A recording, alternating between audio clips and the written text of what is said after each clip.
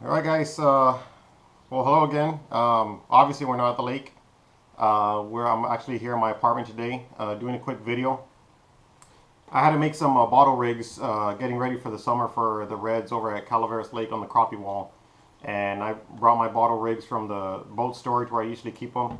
Had to start making them again, just changing the lines, making sure that get everything brand new and updated. So I went ahead and started making some already. I already got about 5 of them done, as you can see. Usually store them in a little crate like this, keeps them from flopping all over the boat. But posted a picture on 210 Fishing earlier that I was making them, and some of the guys asked if I could just do a quick video on how I actually make these things. So it won't take very long.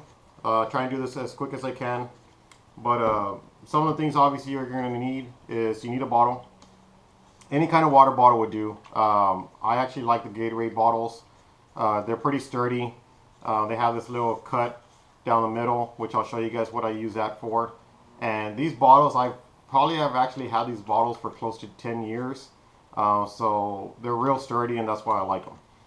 Haven't lost one yet, you knock on wood. But yeah, I'll show you guys how I make these real quick. So Gatorade bottle, obviously you need a hook. You need a three-way swivel, a barrel swivel, and some fishing line.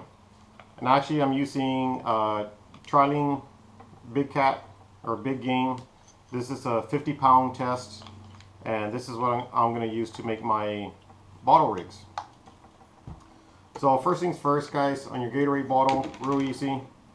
Just go and take off the cap, and when you get your barrel swivel, what you want to do on this seal that's on the bottles, just go ahead and put your swivel. Just pop it through. Might need to put a little bit of pressure, but once you get this guy through, real easy. You want to go ahead and close it after that. Sometimes it's a little difficult, but shouldn't take too long. So get your barrel swivel on, close your cap off. All right. Next, you're going to want to fill it with a little bit of water. You don't want a whole lot. If you put too much water in this thing when you go to throw it, you're probably going to snap your rod. So just put a little bit of water. That's about as much as I put in there. That's just going to help you give it a little bit of weight, so when you do get out there to throw it out, you're going to get some good distance. But again, just a little bit of water, not a whole bunch. So that part of it's done already. Next thing you want to do is make your leaders. So on your three-way swivel, it's not going to matter how much line. I mean, I guess it does matter how much line you put on there, but I usually do about 6 feet of line on 2 parts of the three-way swivel. If you guys have never seen me on the boat with this, it's just a koozie that I put my line in. Guys, it helps to keep your line from flopping all over the place, and it keeps it contained, and I do like it. But what I'm going to do real quick, try and measure off about 6 feet if I can. I usually just put it right on my toes. I'm going to try and get a quick 6-footer. Just cut that off. Tie it to the one end of the barrel swivel, or the three-way swivel. The knots that I'm using, guys, all of this is just a clinch knot. So I'm just going to put it through the swivel real quick. Just going to do 5 turns. 1, 2, 3, 4, 5. It's going to go back through the hole. So back through the hole where you started. And just pull. That's it, guys. Hopefully you can see that. So it's just a clinch knot. I've never had these break on me, guys, unless I get snagged on something. But it's a pretty good knot. I've never had a fish break this sucker off. So that's one end on the three-way swivel. Like I said, I have about maybe 6 feet of line. Now I want to go on the second end of the three-way swivel. Same thing, just going to do another clinch knot. Just put it through the hole. You're going to do about 5 turns. 1, 2, 3, 4, 5. Back to your starting hole. Alright. Wet it a little bit and just pull down. There you go. So now you got 2 sides of it. So all I'm going to do is make both sides about equal length.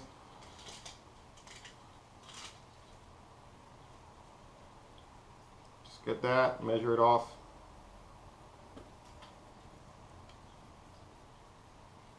There we go.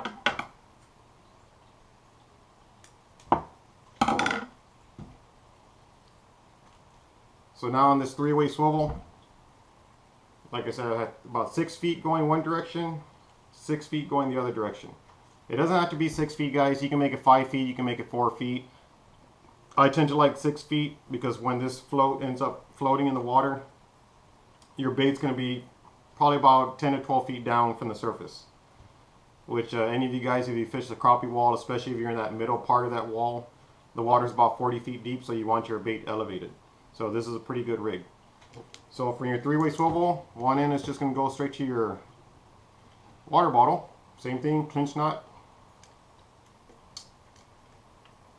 5 turns. Just back through the hole. Wet it a little bit. Pull down. Alright.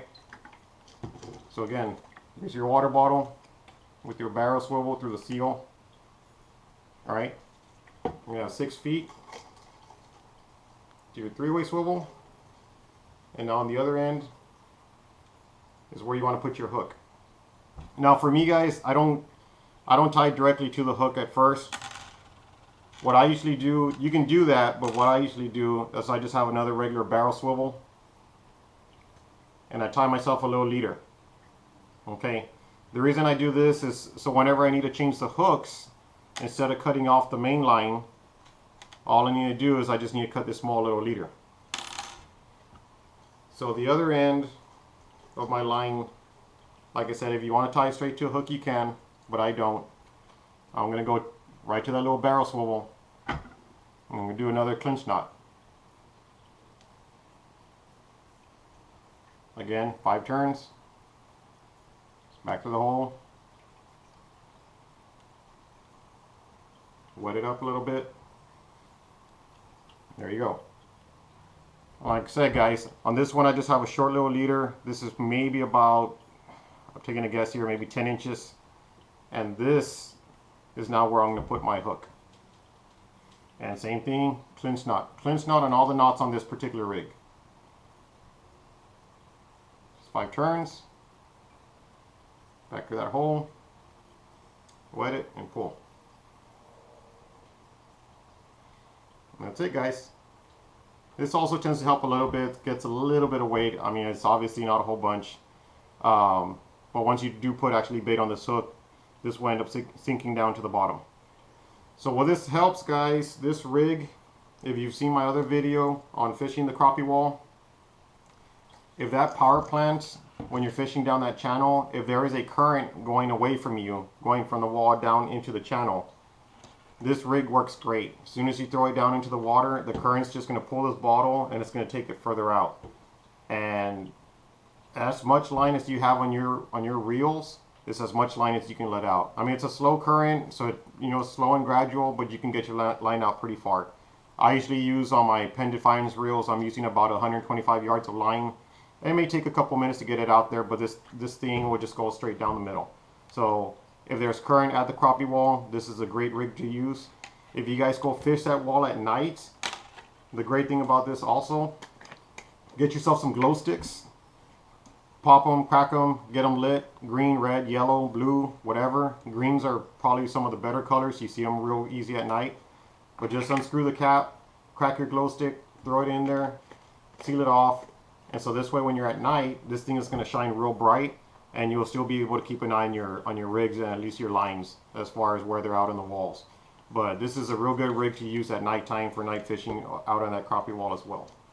So like I said, guys, the reason that I use a Gatorade bottle is so that when I'm done making this, or when I'm done using it for the day, on this cut that's down the middle, I can just twirl my line around it, and I don't have line flopping all over my boat. Just wrap it around there. If you can find yourself, go to your daughter's drawers, your wife's drawers, find some hair ties, some hair scrunchies. This actually will go just right over the bottle. And there you go. Easy storage, stays out of the way, and again, you don't have lines flopping all over the place.